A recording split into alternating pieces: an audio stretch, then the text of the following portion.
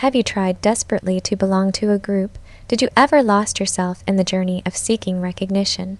Well, perhaps you can find your answers in today's story, called The Truth in the Chest. At Wellington Hill Academy, everyone belonged to someone, an old family, a business empire, a historic name etched on buildings or whispered in museums.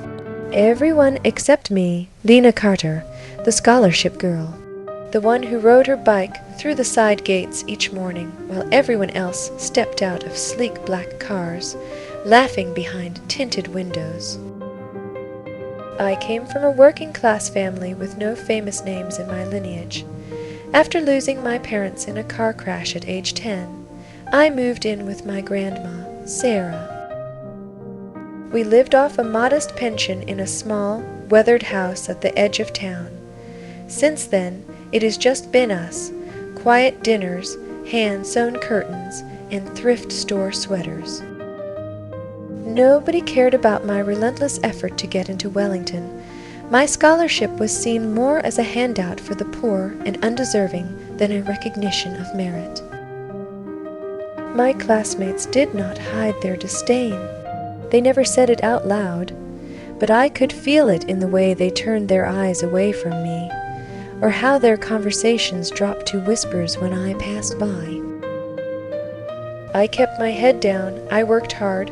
I told myself I did not need them. But deep down, I did want something, just once, to be proud of. Just once to be noticed, but that fantasy always faded by the time I chained my bike outside the rusted front gates. Then everything changed. It was a cloudy, rainy Saturday, the kind of day when the sky feels like it is sagging under the weight of stacked tombstones fading into the horizon. I was rummaging through our attic, looking for an old quilt my grandma had asked for. Besides dust and spiders, I came across a dusty wooden chest. It was heavy, carved with the initials T and C.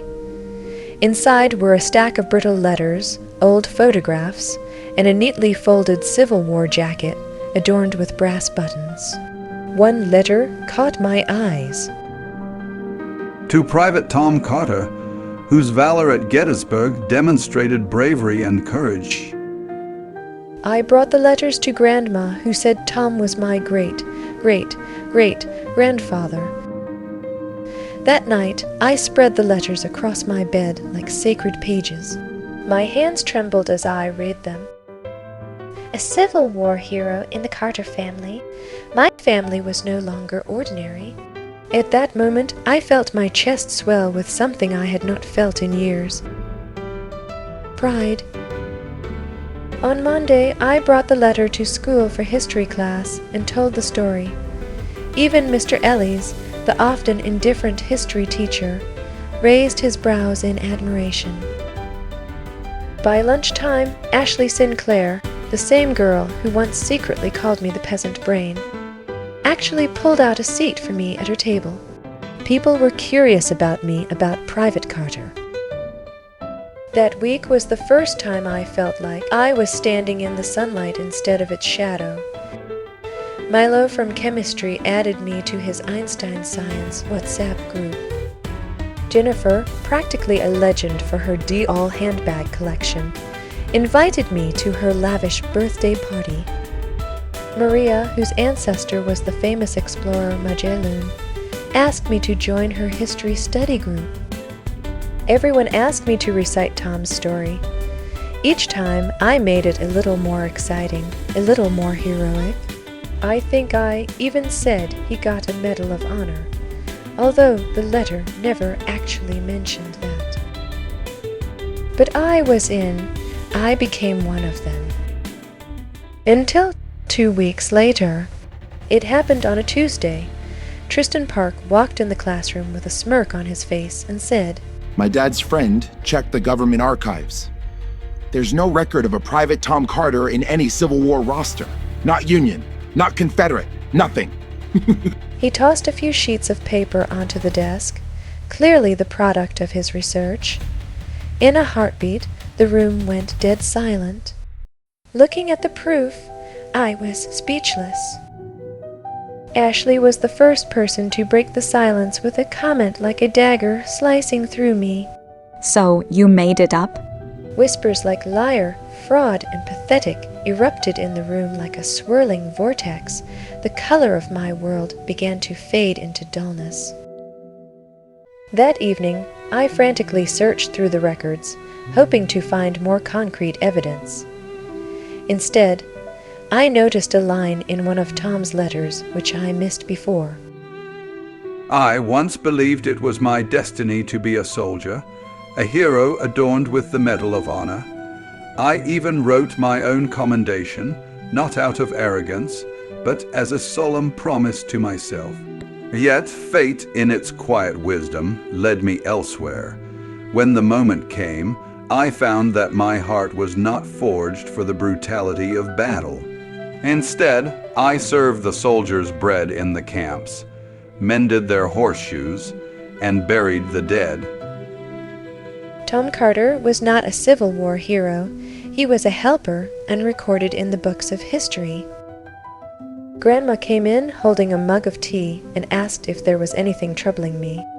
Tears already welling up, I told her what had happened. Reading the letters, Grandma remarked. Tom was not decorated, but he served in the shadows where courage is still required. Not all heroes wear medals. I felt utterly crushed. I had clung to a fantasy that was never truly mine. Shame washed over me for allowing an illusion to shape my worth, for chasing applause that never mattered, and for turning my back on who I really was. After deep reflection, I was no longer lost. The next day, I did not try to win back anyone's acceptance. Instead, I gave a speech in class. It was not about Tom Carter, not directly. I called it the Invisible Patriots. I spoke about the cooks, the medics, the blacksmiths, those who served without praise but kept the world turning. No one clapped, but no one laughed either. After class, Jade, a girl I barely knew, stopped by and said, That speech was brave. That weekend, Grandma and I planted flowers in the front yard. My hands were dirty. My shoes were muddy. I did not look polished or prestigious, but I felt grounded. For the first time in a long while, I was not chasing anything. I was standing still. I do not come from medals or marble statues, but I come from kindness, from resilience, from love, and that, I have finally learned, is legacy enough.